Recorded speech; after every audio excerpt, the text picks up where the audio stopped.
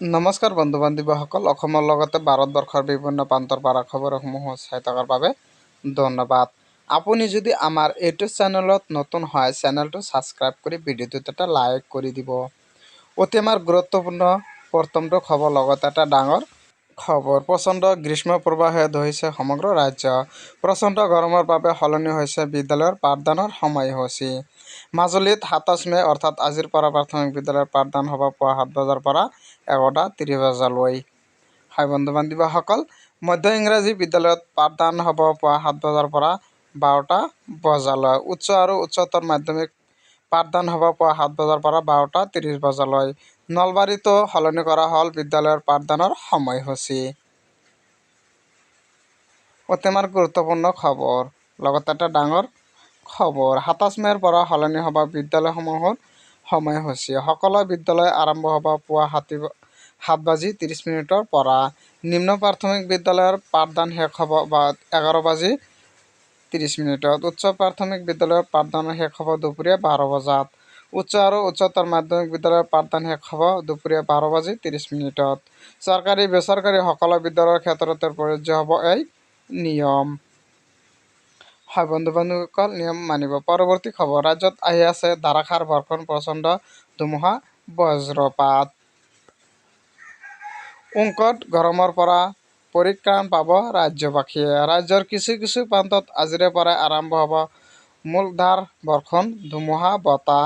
অনাগত ৫ দিনলৈ ৰাজ্যত প্ৰবলতকৈ প্ৰবল বৰ্ষণ হোৱাৰ সম্ভাৱনা। বে অৱ বেংগল সাগৰ পৃষ্ঠত উৎপত্তি হৈছে ঘূৰ্ণী বতাহ। আগন্তুক ৫ দিনলৈ উত্তৰ-পূব প্ৰায়কেইখনত ৰাজ্যত হ'ব প্ৰচণ্ড ধুমুহা বৰষুণ। ৫০ পৰা ৬০ কিলোমিটাৰ বেগেৰে ৰাজ্যত আহিব পাৰে ধুমুহা। বৰঝাৰস্থিত আঞ্চলিক বতৰ বিজ্ঞান কেন্দ্ৰই জাৰি কৰিছে আগজাননী। অসমৰ কোন কোন জিলাত হ'ব বৰ্ষণ, ধুমুহা বজ্ৰপাত চাই যাওক।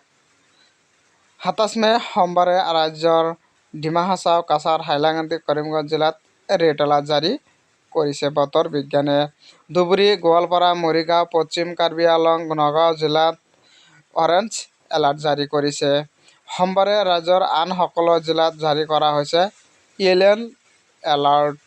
২৮ মে মঙলবাৰে ডিমা হাছাও, কাছাৰ, হাইলাকান্দি, কৰিমগঞ্জ, বাক্সা, চিৰাং ৰেড এলাৰ্ট জাৰি কৰিছে। কোকৰাঝাৰ, বঙাইগাঁও, বৰপেটা, নলবাৰী, তামুলপুৰ, মৰিগাঁও, নগাঁও অৰেঞ্জ এলাৰ্ট জাৰি কৰিছে। কাৰ্বি আংলং, পশ্চিম কাৰ্বি আংলং, হোজাই জিলাতো জাৰি কৰিছে অৰেঞ্জ এলাৰ্ট। ২৮ মে'ত ৰাজ্যৰ ১৪খন জিলাত জাৰি কৰা হৈছে য়েলো এলাৰ্ট। ১৩৬ কিলোমিটাৰ গতিবেগত আহি আছে কালঘূৰ্ণী ৰেমাল। ইতিমধ্যে ৰেমালক লৈ অসমৰ কেইবাখনো জিলাত জাৰি কৰা হৈছে এলাৰ্ট। বঙাইগাঁও জিলাত জাৰি কৰা হৈছে ভাৰতীয় ফৌজদাৰী আইনৰ ১৪৪ ধাৰা। ৰেমালৰ আগন্তুক সম্ভাৱনাক লৈ নাওৰ দুৰ্ঘটনা ৰোধ কৰিবলৈ বাবে প্ৰশাসনৰ এই পদক্ষেপ। আজিৰে পৰা ব্ৰহ্মপুত্ৰ, আই আৰু মানাহ নদীত নাও চলাচল নিষিদ্ধ। আজিৰ পৰা ৩১ মে'লৈকে বাহাল থাকিব এই নাও নিষেধাজ্ঞা। ৰেমালৰ প্ৰবাহত আহিব ধাৰাসাৰ বৰষুণ, প্ৰবল